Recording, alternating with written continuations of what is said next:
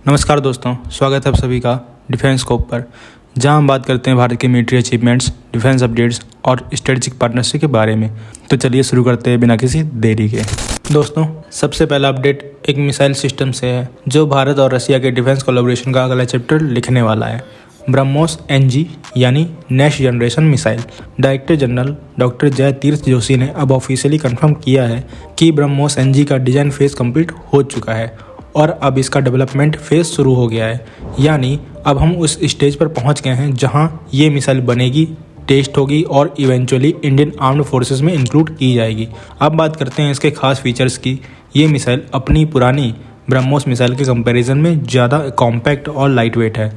BrahMos NG सिर्फ 1.5 ton का होगा, जो इसे फाइटर जेट्स जैसे तेजस और नेवल वेसल्स पर डिप्लॉय करना और भी आसान बनाता है।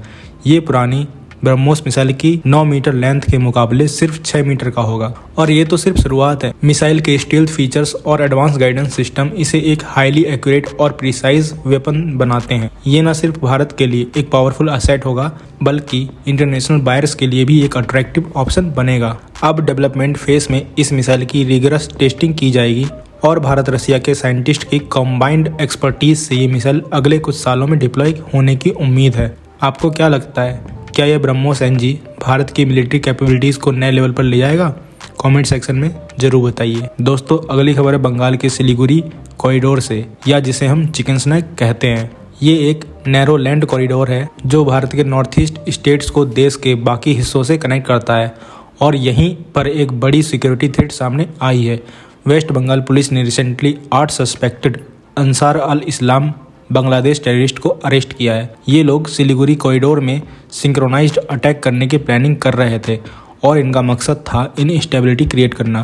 पुलिस को सस्पेक्ट्स के आसपास जिहादी लिटरेचर, पेन ड्राइव्स और फेक IDs मिली हैं।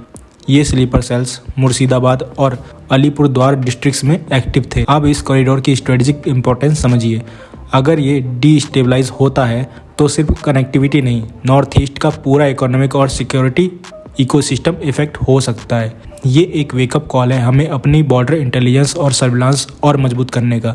क्या आपके हिसाब से बॉर्डर रीजन्स में और ज़्यादा मेजर इम्प्लीमेंट करने चाहिए?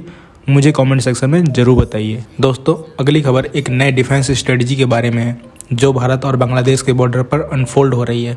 बांग्लादेश ने अपने Turkish made varactor TB2 drone को डिप्लॉय किया है, जो सर्विलांस और लाइट स्ट्राइक मिशंस के लिए जाने जाते हैं। ये डिप्लॉयमेंट वेस्ट बंगाल बॉर्डर के पास की गई है, जो एक सेंसिटिव एरिया है क्योंकि ये भारत के चिकन स्नैक के करीब है। इसका जवाब देते हुए भारत ने भी अपने एडवांस्ड UAVs तैनात किए हैं, जैसे कि हीरोन TP और इंडिजिनस ड्रोन्स। ये ड्रोन्स न सिर्फ सर्विलांस के लिए हैं, बल्कि स्मगलिंग और इन्फिल्ट्रेशन जैसे थ्रेट्स को टैकल करने के लिए भी यूज किए जाएंगे। ये एक क्लियर सिग्नल है कि भारत अपने बॉर्डर सिक्योरिटी को लेकर एक्टिव हो गया है। लेकिन क्या ये ड्रोन डिप्लॉयमेंट एक लार्जर कॉन्फ्लिक्ट को ट्रिगर कर सकता है या फिर ये एक डिप्लोमेटिक डिस्कशन का रीजन बनेगा? आपका क्या सोचना है? कमेंट सेक्शन में अपनी राय जरूर दीजिए। अब बात करते हैं भारत की नेवल पावर के एक और स्ट्रॉन्ग एडिशन की। माजागांव डॉक लिमिटेड ने इंडियन नेवी को 2 एडवांस वॉरशिप नीलगिरी और सूरज डिलीवर किए हैं। नीलगिरी एक स्टील्थ फ्रिगेट है जो लेटेस्ट टेक्नोलॉजी से इक्विप्ड है। ये शिप न सिर्फ स्टील्थी है बल्कि एंटी सबमरीन और एंटी एयर वॉरफेयर में भी कैपेबल है। ये शिप एज अ फ्लैगशिप भी फंक्शन कर सकता है, यानी एक पूरी नेवल फ्लीट को लीड करने की कैपेबिलिटी रखता है। दूसरी तरफ सूरत एक गाइडेड मिसाइल डिस्ट्रॉयर है जो ब्रह्मोस और बराक 8 मिसाइल से लोडेड है। ये डिस्ट्रॉयर अंडर सी वॉरफेयर के लिए एडवांस्ड सोनार और टॉर्पीडो सिस्टम से भी फिटेड है। माजागांव डॉक की इस अचीवमेंट के बाद भारत की नेवल फोर्सेस और भी पावरफुल हो गई है। तो इस अचीवमेंट को सेलिब्रेट करने के लिए आप कमेंट सेक्शन में जय हिंद भी लिख सकते हैं।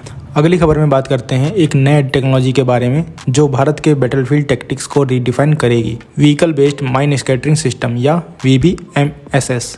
ये सिस्टम माइंस को रिएक्टिवली डिप्लॉय करने के लिए डिजाइन किया गया है। मतलब माइंस को सिर्फ तब डिप्लॉय किया जाएगा जब एनिमी मूवमेंट कंफर्म हो जाए, जो एनिमी के प्लान्स को डिस्टर्ब करेगा और टैक्टिकल एडवांटेज क्रिएट करेगा। ये सिस्टम हाई मोबिलिटी व्हीकल्स पर माउंटेड होगा और एंटी टैंक और एंटी पर्सनल माइंस को ले करेगा।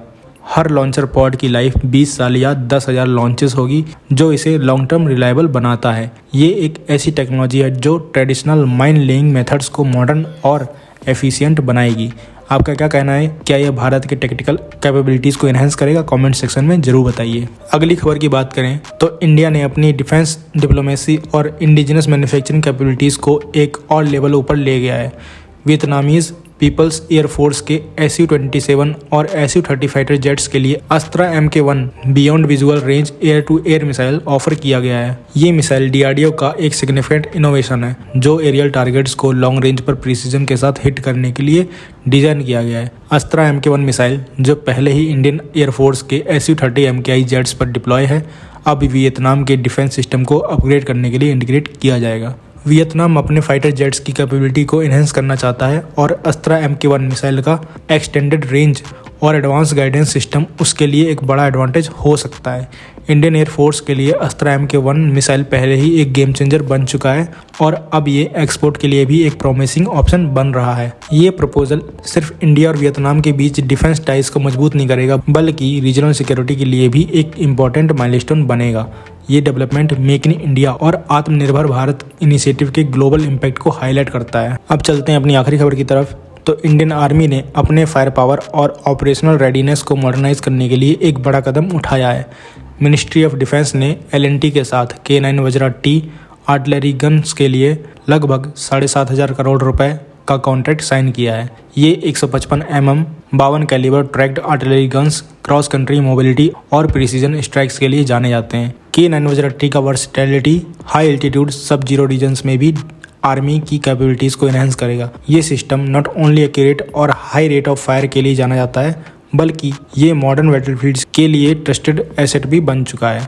ये कॉन्ट्रैक्ट 9 लाख से भी ज़्यादा एम्प्लॉयमेंट जनरेट करेगा और MSMEs और इंडियन इंडस्ट्रीज़ के लिए नए अपॉर्चुनिटीज़ क्रिएट करेगा। ये पूरा प्रोजेक्ट आत्मनिर्भर भारत और मेक इन इंडिया इनिशिएटिव का एक परफेक्ट एग्जाम्पल है जो इंडियन आर्मी के मॉडर्नाइजेशन के साथ डोमेस्टिक मैन्युफैक्चरिंग कैपेबिलिटीज़ को भी सपोर्ट करता है।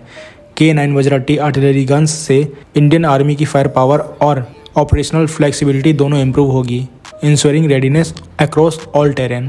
तो क्या कहना है आपको इस खबर के बारे में? कमेंट सेक्शन में जरूर बताइए। तो दोस्तों ये थी आज की डिटेल्ड अपडेट्स हमारे भारत के डिफेंस और इंटरनेशनल स्ट्रेटजीज के बारे में। अगर आपको ये वीडियो इन्फॉर्मेटिव लगा हो तो लाइक करें, शेयर करें और चैनल को सब्सक्राइब करना ना भूलें। आपका सपोर्ट हमें और बेहतर कंटेंट बनाने के लिए मोटिवेट करता है। मिलते हैं नेक्स्ट वीडियो में। थैंक्स फॉर वॉचिंग एंड जय हिंद, जय भारत।